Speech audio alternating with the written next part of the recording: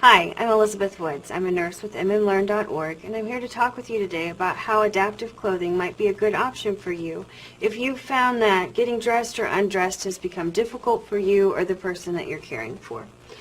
We're going to look now at actual examples of different types of adaptive clothes, and we'll start with tops and shirts. The first shirt that we're going to look at is one that instead of having buttons that go through a buttonhole, it's a button-down shirt that looks just like a traditional button-down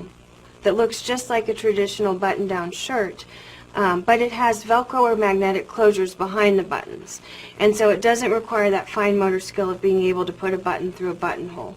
And this would be good for patients with limited dexterity or who may not be able to move their hands in those fine motions to be able to close buttons, but they can still wear a shirt that looks the same as a regular button-down shirt. The second type of shirt that we're going to look at is one that opens to the back instead of the front. And so instead of having to take your arms and put them back through a shirt, this can be simply slipped on from the front, so the patient wouldn't necessarily have to lift their arms hardly at all.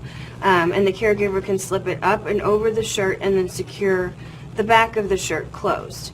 And as you can see on the slide, we have options for women, for men, and the one in the middle is a night shirt that was marketed to both men and women. Now, like I said at the beginning of the presentation, you can purchase clothes like this, or these are modifications that could be made to somebody's own clothes. So you could take this to a seamstress, or maybe you know how to do this yourself, but the shirt could be split down the back.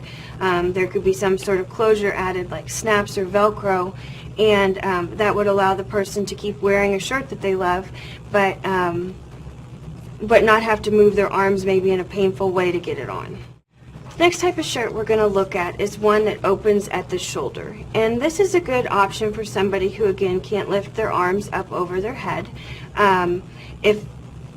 If that would be difficult for you to put your shirt on that way, this could be slipped on all the way up from your feet and then secured over your shoulders. Or if you're a caregiver dressing somebody who might need help dressing, this could go all the way over the person's top half of their body and then fastened over the shoulders. So you can see that it doesn't require nearly as much movement as putting a shirt on over your head and then slipping your arms up through the sleeves.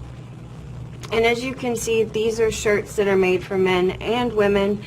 They look like just a normal t-shirt or a normal shirt, and so it's just a little easier to get on and not necessarily something that looks like an adaptive shirt at all.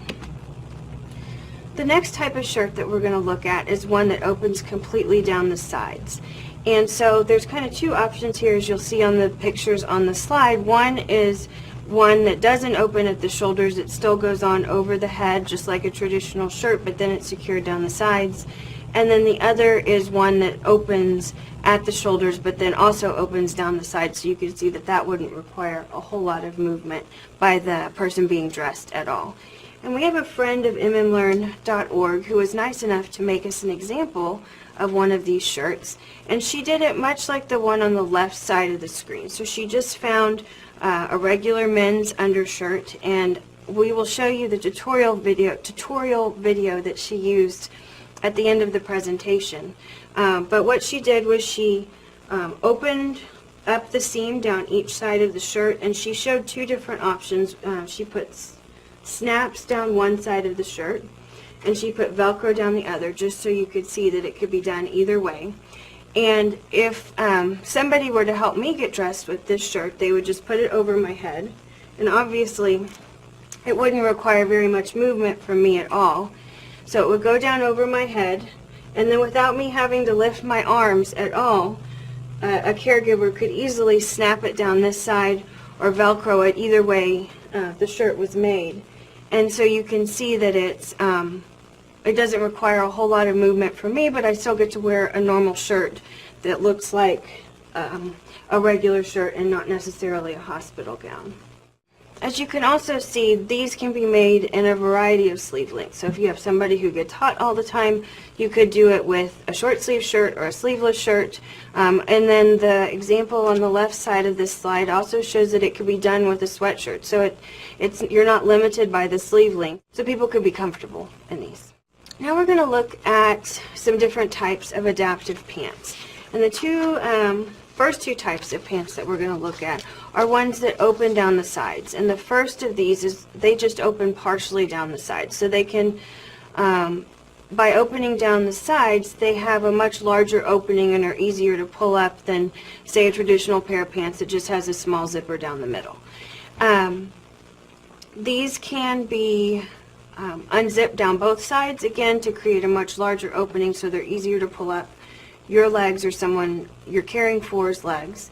And then the example on the right side of this slide shows an option that's available with not only zippers down the sides of the pants, but they also have zippers on the insides of the pants, which these would be a good option for somebody who may have incontinence issues.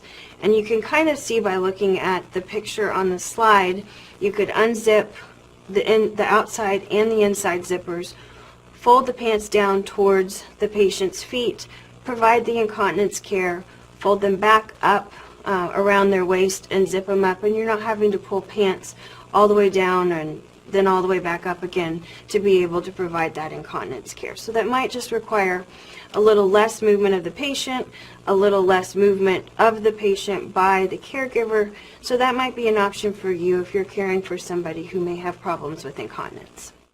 The next type of pants that we're going to look at are ones that open all the way down the sides. And the two pictures that we have on the slide are of full-length pants, but this can also be done with boxers or shorts.